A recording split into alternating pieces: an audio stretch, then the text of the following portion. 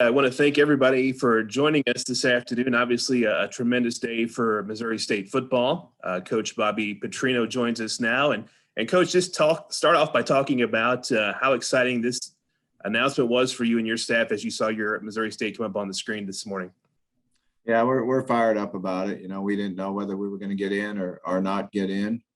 The players have actually had the weekend off. The coaches were up here getting ready to, if we got in, to start working towards the opponent that we're going to play. So to play North Dakota will be a lot of fun. We've prepared to play them a couple times this year and weren't able to play. So we're looking forward to it. They're a very good football team. We got a lot of respect for their offense, their defense, their special teams. They're really well coached. So should be a great challenge for us, but we're certainly excited and looking forward to it. Coach, take me through the moment for you, just kind of watching there. Where are you? And when you see Southern Illinois come across the screen, does your stomach turn? Just kind of what was that like for you? Yeah, we were all sitting in there as a staff. And when we saw the Salukis come up, we weren't sure whether we were in or not in. Some coaches thought that was a good sign. Others thought it wasn't. So we just continued to watch. But when we saw it come up, we were all excited and fired up about it. And certainly I know our players are, because we've already had, a bunch of texts and messages come in for our players, how excited they are.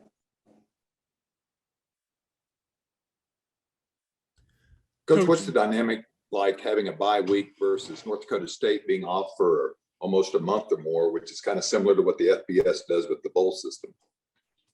Yeah, the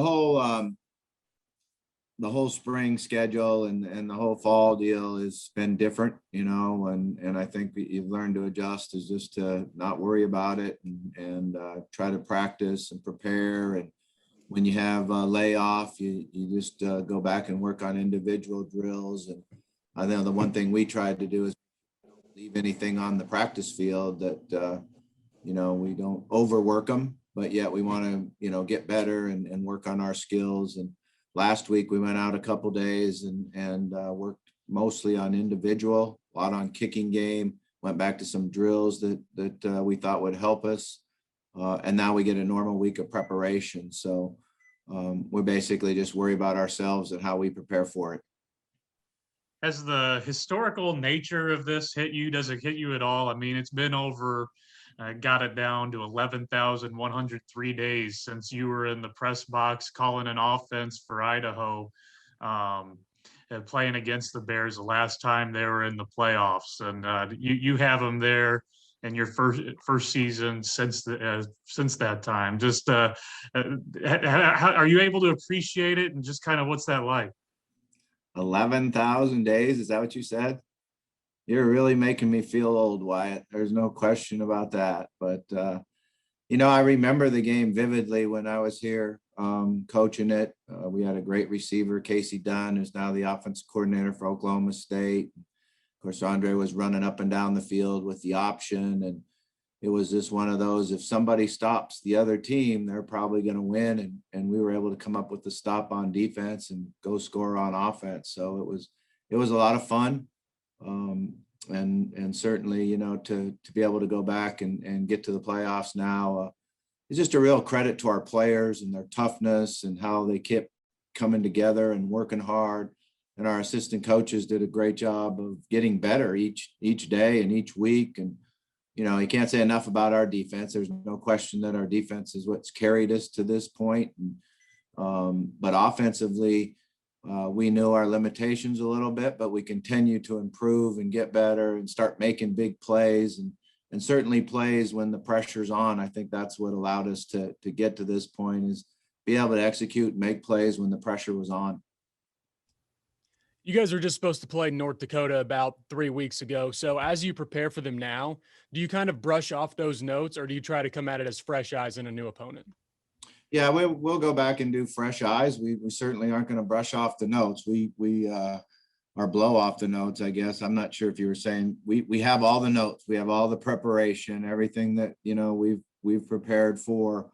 But now we come back and redo it. And we've changed a little bit as a team in that period of time. And one thing we're going to do is try to make sure we go in and do what we do best, And obviously, we're going to have to handle their defensive pressure. They're a team that likes to blitz a lot more than anybody else we've played all year long. And then we're going to have to stop a very effective and hot quarterback and a great run game. When we prepared for them before, I thought they had one of the most dynamic running backs that we've seen all year.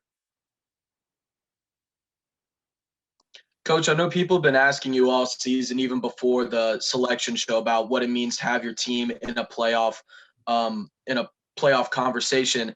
Going into the season, was this where you are right now, being in the playoffs, as a at-large team? Was this something that you saw out of your team early on? Did you think that this was a possibility, or as things got rolling, did you start thinking, okay, this is where we can go, this is what we can? Yeah, we really didn't think about it much at all early in the season. We were trying to figure out how to get a first down on offense and how to come up with stops on defense and just go out and compete. And I think the one thing that showed up early for our team is how hard we played, how competitive we were. And then we started playing the game of football better. I think the Northern Iowa game obviously was a game where maybe we started thinking that, hey, this could happen and we could get into it and, make a run at being co-champions, and to go on the road and face a team like that and get a very hard fought win, I think was something that our team really grew from. The leadership from within the team is really what has helped us. And our guys like to come to practice, have a good smile on their face, and they work extremely hard at practice. And that always gives you a chance to be good. Coach, I look at that. I remember the day that you guys were supposed to start the spring season, and there's snow and ice out on that field, and just, I don't know, it just seems like the playoffs were the last possible thing that was on anybody's mind at that point. It just seems like that was a long time ago. Does it seem like that to you? I mean, really it wasn't, but it just seems like you've come so far since that week. Yeah, no question about it. And, even our job description changed that week. We were out shoveling snow and moving snow off the field. So coaches were looking at me like I was crazy when I said, "Nah, get out there and grab a shovel," because we just wanted to give it an opportunity. But I think it's a credit to our players. They held in there, they fought hard, and we've been playing pretty good football. I like the way we're playing now. I think we got a good idea of what our defense is, what our offense needs to do. And special teams wise, we keep coming up with plays that have helped us win. How's your guys' health right now? We saw Matt go out with a head injury, and the last time we saw you guys, I assume you're not going to tell us who your quarterback's going to be on Saturday? Yeah, well, Matt didn't get any work in last week, and hopefully he'll be all right, and we go out and practice hard and see how we're doing. But other than that, I think we're healthy. We won't have Wilson. He'll be out for the game, unfortunately. But other than that, we should have everybody else available. And Kevin wasn't available against Youngstown. We'll see him. Yeah, Kevin will be back ready to go, and he's healthy. It was a situation of the COVID protocol and not having enough days to be able to get out and play on Saturday. Coach, you said you were getting some messages from players. What types of messages were they sending you? And did you get any other feedback from maybe other people, sending you messages about making the playoffs and stuff like that? Yeah, they're just fired up, let's go get it. And, excited about it. And yeah, there's been a number come in from, a lot of the boosters and family and ex-players. So, but right now what we're trying to do is leave my phone in my drawer and get in the meeting room and the video room and get a game plan together. How much have you seen this kind of mean that you talk to some ex-players and stuff, but just how much have you seen it just kind of grow in the community, just how much fun this season's been for them? Because of course this is something people haven't experienced in a long time or even in some of their lives. Yeah, it's been exciting. Unfortunately, that last game was bad weather and we didn't get the turnout that we were hoping for. But it was certainly a lot of fun. And I think the community has certainly been behind us in the school, and we're just excited about it. What does that do for the future of the program, putting Missouri State on a national scale like this and making the FCS playoffs as only 16 teams do this year? Yeah, I think it helps us in recruiting. You know, we already have a beautiful school to recruit to, a great city, a great location, one of the best conferences, obviously, in FCS. So now this allows us to show recruits that we can come in and win and compete, you know, for championships in this conference. So hopefully it just really helps us grow and continue to recruit and get the talent that we need to compete in this conference. Bobby, Jack Michaels calling from North Dakota here today. Congratulations, by the way, well earned, well deserved. The fact that 5 Missouri Valley football teams making the FCS, those pretty impressive. Does anybody that you have played to this point remind you of North Dakota? Can you compare North Dakota, or a lot of Valley teams obviously are very similar in their styles with the ground and pound and tough defense, but does North Dakota remind you of anybody?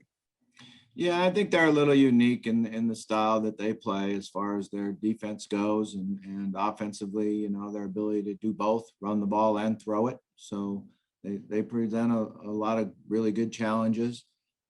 I think the familiarity with the conference is that they play hard and physical, and, you know, are going to hit you, and it's going to be a physical game, and we're going to have to make sure that you know, we do a good job of being as physical or more physical than they are.